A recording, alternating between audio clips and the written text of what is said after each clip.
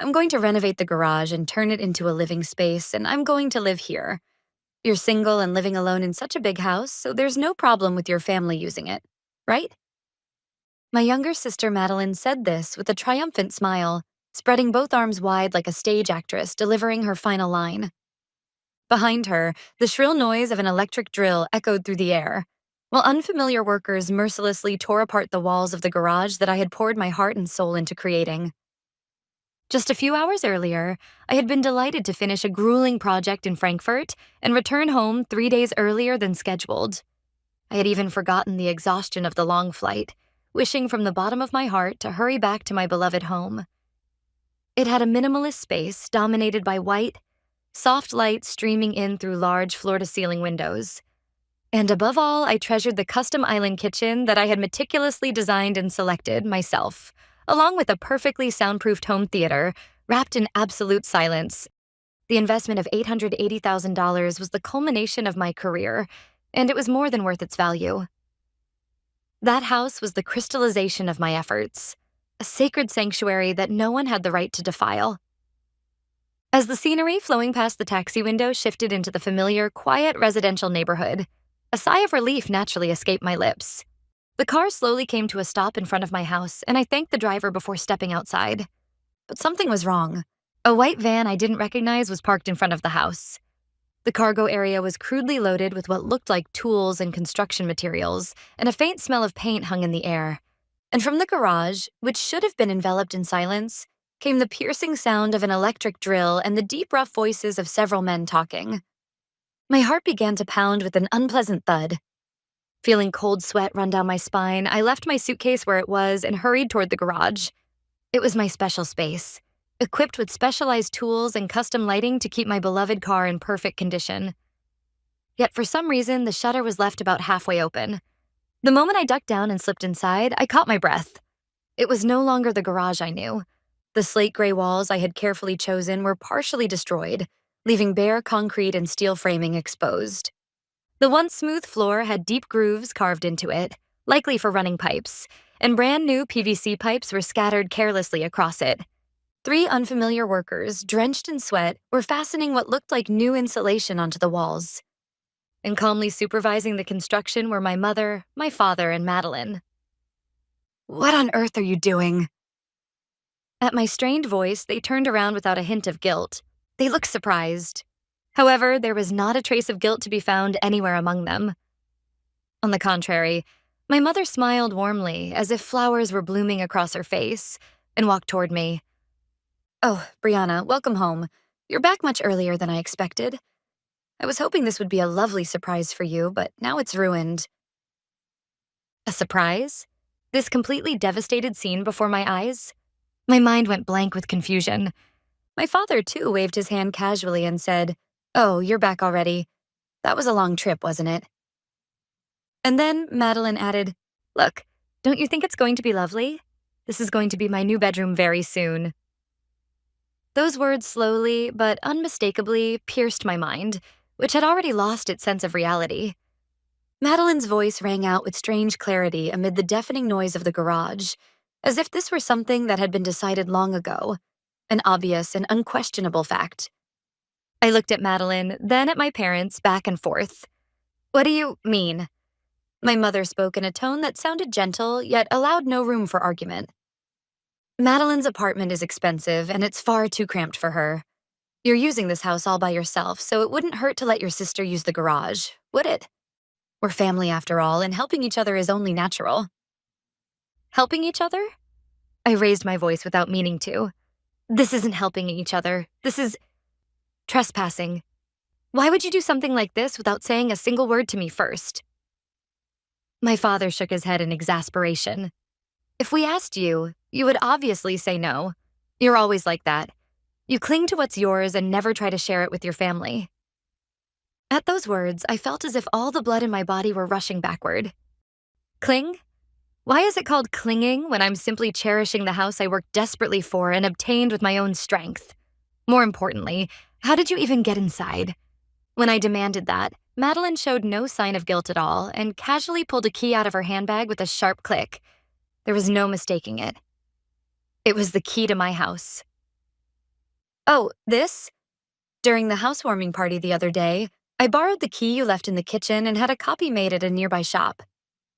Is there a problem? It felt like being struck on the head with a blunt weapon. That day, when I had invited friends and family and believed it to be one of the happiest moments of my life. All that time, my sister must have carried out this plan behind her smile. It was a plan that trampled on my trust, violated my privacy, and took my property. Anger flared up from the depths of my heart like a cold, burning flame. I turned to face the workers and spoke in a firm, unwavering voice. Please stop working, immediately. This construction is canceled. The workers looked at each other in confusion, then turned their eyes toward my parents. The man who seemed to be the leader began to say, "But we've already received the contract payment from the lady." Before I cut him off, "That contract is invalid. I am the owner of this house. The person who hired you may be my mother standing right there, but she has absolutely no right to renovate this property. So please pack up your tools at once and leave this premises."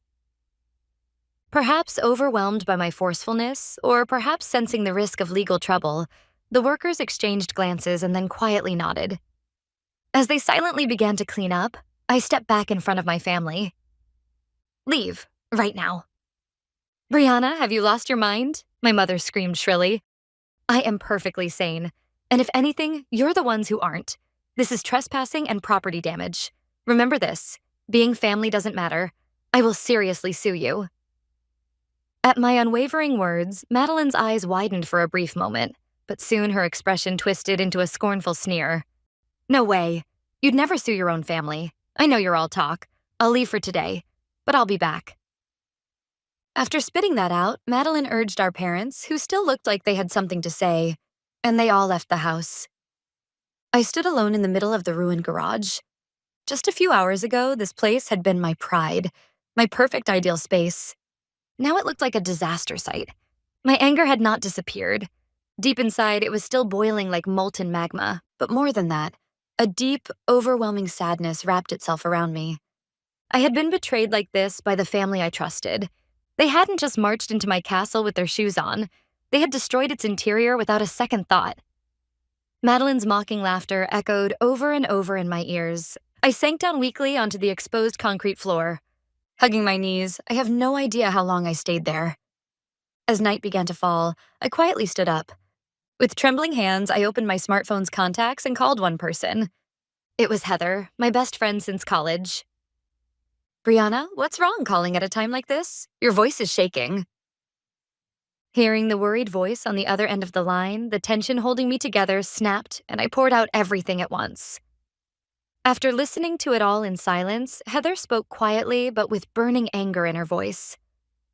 "I can't believe this. They're monsters. Brianna, you did nothing wrong. Don't ever just accept this and suffer in silence. I'm coming over right now. You're not alone." Heather's words became a small light flickering in my heart, which had been frozen solid. That's right. I wasn't alone. While waiting for Heather to arrive, I searched on my phone for a 24-hour locksmith service and made a call. I briefly explained the situation and asked them to replace all the locks in the house as quickly as possible. Fortunately, they said they could arrive in about an hour. While waiting for the locksmith, I went around locking every single window in the house. I couldn't shake the unpleasant feeling that someone might be watching me. The sound of the intercom made my heart jump, but on the monitor was Heather, who had rushed over out of breath. The moment I opened the door, she wrapped me in a tight hug. "It's okay, I'm here with you." I can't even put into words how reassuring those words were. Before long, the locksmith arrived and began the work. The front door, the back door, and the garage, every lock was replaced with high-security, state-of-the-art dimple keys. Heather and I listened together to the sharp sound of metal being shaved away. The anxiety that would have crushed me if I'd been alone gradually transformed into a solid sense of safety, as if a physical barrier of protection were being rebuilt, simply because she was there beside me. After thanking the locksmith and seeing him off, I clenched the new keys left in my hand tightly. They were a symbol of my resolve. That night, I barely slept. Heather and I sat side by side on the living room sofa, turning things over in our minds. Madeline and the others think I'll just get emotional, yell a bit, and then end up suffering in silence. They're convinced I'm bound by the chains called family and that I won't be able to do anything. When I said that, Heather squeezed my hand and spoke firmly. That's exactly why just getting emotional isn't enough, Brianna. This is precisely the time to respond calmly and legally. Wasn't there a professional who helped you when you bought this house? Maybe a lawyer who specializes in real estate. Heather's words carved a single, clear path through my confused thoughts. That's right. I knew exactly who she meant. The next morning, I took action. I called the lawyer who had helped me with the purchase of this house a few months earlier, someone well-versed in real estate matters. Luckily, he was able to make time for me right away. So that's the situation. I intend to hold them legally accountable. Over the phone, I explained what had happened the day before, calmly setting aside my emotions and laying out only the facts, thoroughly and in detail. After listening in silence, the lawyer spoke in a calm but powerful tone. Miss Brianna, I understand how you feel, and your judgment is completely correct. This is not a simple family dispute. Unlawful entry, property damage, and the unauthorized duplication and use of a key could even constitute criminal theft. You were wise to contact me immediately, without acting on emotion. His words brought a clear sense of direction to my once chaotic mind. He carefully explained, step by step, the specific legal actions I should take. First, I needed to gather evidence, photographs and records of payments made to the contractors, and file a formal damage report with the police. At the same time, I should proceed with filing for a restraining order against them. Listen carefully, Miss Brianna, the lawyer said at the end. You may be forced into a lonely battle from here on out, but the law is on your side. Never let your emotions take control. We will pursue full responsibility for their actions, strictly in accordance with the rules of the law. After ending the call, I took a deep breath. A lonely battle. Those words settled into me with surprising clarity. I was alone. But it was not a loneliness born of despair. I was convinced that this was a proud solitude, one meant to carve open my future with my own strength. After finishing the call with the lawyer, I moved into action immediately. First, with my smartphone in hand, I took dozens of photos of the devastated garage from every possible angle. The exposed steel beams, the dug-up floor, the brutal holes torn into the walls. They would become irrefutable evidence of the crimes they had committed. Next, I converted the electronic receipt for the locksmith I had paid the night before and the bank transfer record for the contractor whose work I had forced to stop into PDFs, and sent them to my lawyer by email without delay. The evidence was complete. From there, I headed straight to the police station with jurisdiction over the area. When I told the receptionist, I'm here to file a damage report for unlawful entry and property destruction.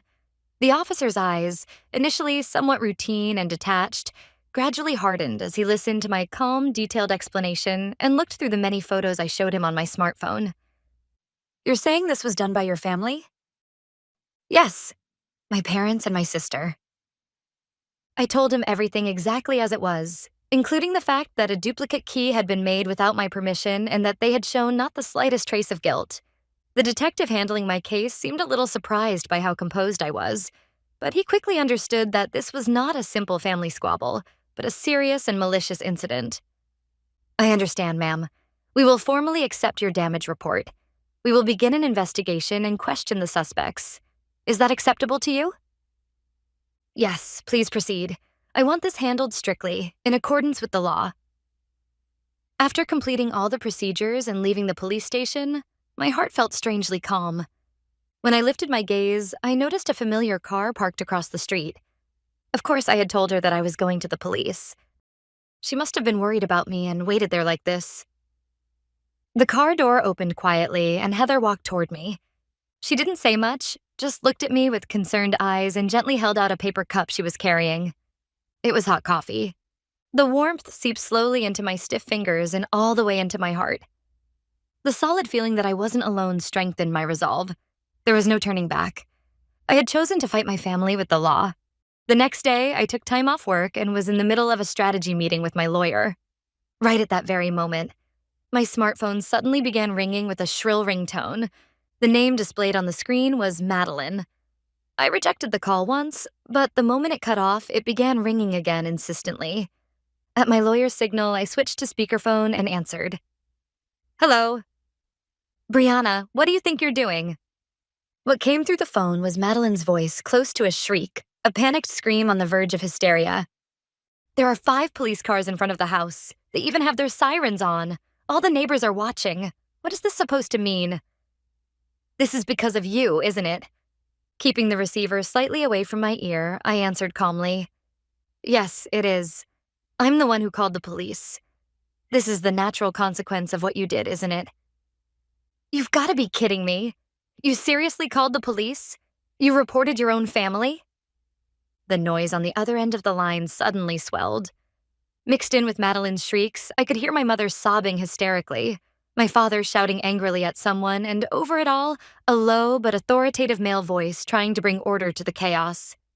All of you are requested to come with us to the station on suspicion of unlawful entry, property damage, and theft.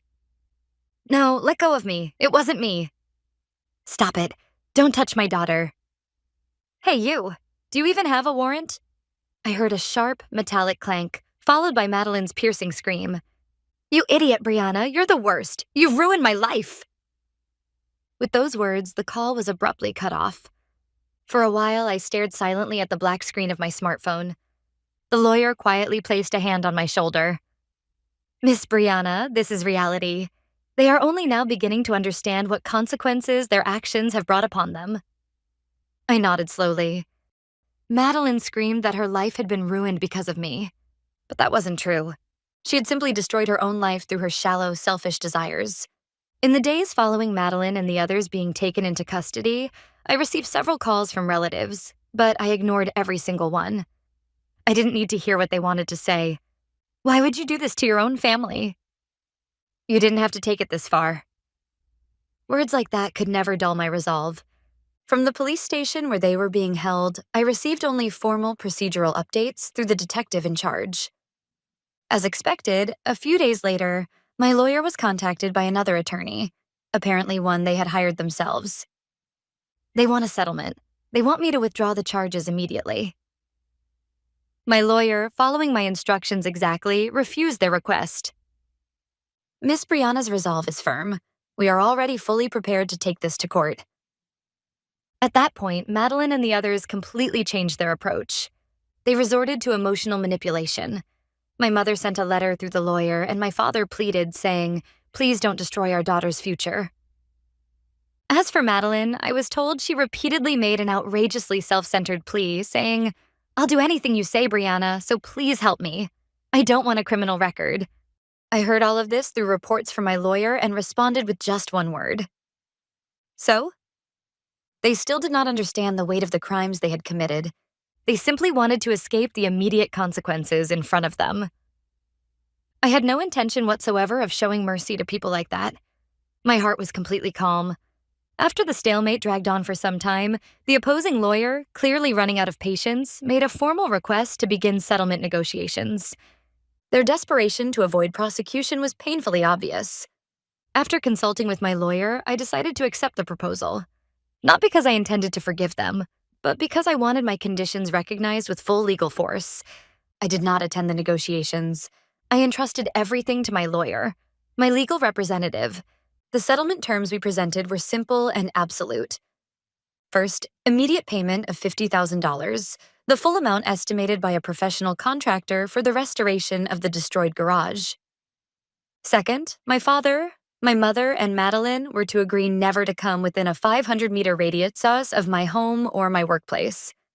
They were also prohibited from attempting any form of contact whatsoever, including phone calls, emails, and social media.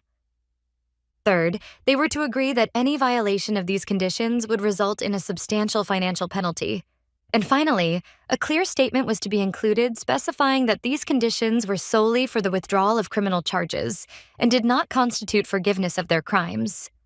I was told that the opposing lawyer initially objected to the severity of these terms.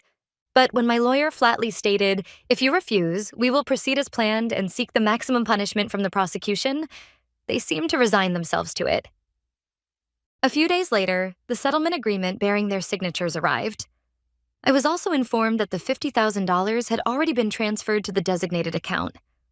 I looked at the documents, at the trembling signatures of my father, my mother, and Madeline, without feeling a single emotion. With this, everything was over. Through proper legal procedures, they had been completely severed from my life. There had been pain, but I had finally reclaimed a truly healthy life. On the day I thanked my lawyer and formally notified the police that I was withdrawing the charges, I went out to dinner with Heather at my favorite restaurant. She ordered an expensive bottle of wine and raised her glass, saying, "This is your victory." It was a victory toast that I had earned with my own strength. "Do you really think you lost your family?" Heather asked quietly. I shook my head. No. The people who betrayed me and tried to use me were no longer my family. And I have you. That's more than enough. Family is not defined by blood alone. I truly believed from the bottom of my heart that real bonds exist beyond trust and respect. After the settlement was finalized and I achieved a clean legal break from that hateful past, my daily life regained its sense of peace with surprising speed. The first thing I tackled, of course, was the restoration of the destroyed garage. I once again assembled the finest team of craftsmen who had helped me with the previous renovation. "This is terrible," was all anyone could say when they saw the site. But I told them this. "Yes, it's terrible. That's why I want you to rebuild it into something even more perfect than before. There is no budget limit. Use the best materials available and turn my vision into reality." Restoring the garage was not merely about returning it to its original state. It was like a sacred ritual to heal my wounded heart and purify a defiled sanctuary. The walls were packed with thicker insulation and soundproofing materials, and the floor was coated in a beautiful epoxy resin finish. The lighting was replaced with museum-grade spotlights designed to highlight the contours of my beloved car in the most flattering way. And the shutter was transformed into a heavy steel door equipped with the latest security system, integrated with fingerprint authentication. At the same time, I overhauled the security of the entire house. All the windows were fitted with security film and sensors, and high-resolution surveillance cameras were installed throughout the property. Everything was linked to my smartphone, allowing me to monitor my castle 24 hours a day from anywhere on the planet. Physically and mentally, this house became a literal fortress, one that no one could ever violate. A few weeks later, the garage was reborn in perfect form, more beautiful and more functional than before. It was as if it reflected my own self, made stronger through trials. To celebrate its completion, the first person I invited was Heather. As her eyes sparkled at the sight of the transformed space, I treated her to the finest champagne. This was my sanctuary, and a place to share happy moments with someone dear to me. Half a year passed, and my daily life had completely returned to peace. The hateful incident now felt like a distant nightmare from long ago. Then, one day, while shopping at the supermarket, an unexpected person called out to me. It was my Aunt Judith, who had doted on me when I was a child. "Well, Brianna, you look so well, I'm relieved. I tried contacting you so many times, but I couldn't reach you. I was really worried." From the relief on her face, I could tell she genuinely cared. "You really went through so much." Aunt Judith had always been one of the few relatives who consistently stood on my side. I nodded quietly and replied, "Thank you, Aunt Judith. I'm all right now." Hearing that, she hesitated slightly, then began speaking about my parents' situation with an apologetic look. "Your parents sold their house, and now they're living in a small apartment on the other side of town. It seems it was really hard for them to come up with the money they had to pay you. And then..." She lowered her voice. "They keep telling Madeline that it's time for her to become independent and work, but maybe because of the shock, she shut herself in her room and spends all day playing games. I hear the fighting between them never stops, and they're at each other every single day." She looked at me with sympathy, but my heart was strangely calm. No guilt, no pity rose within me. I simply thought quietly that they were receiving the natural consequences of their own actions. I parted ways with my aunt and returned to my home.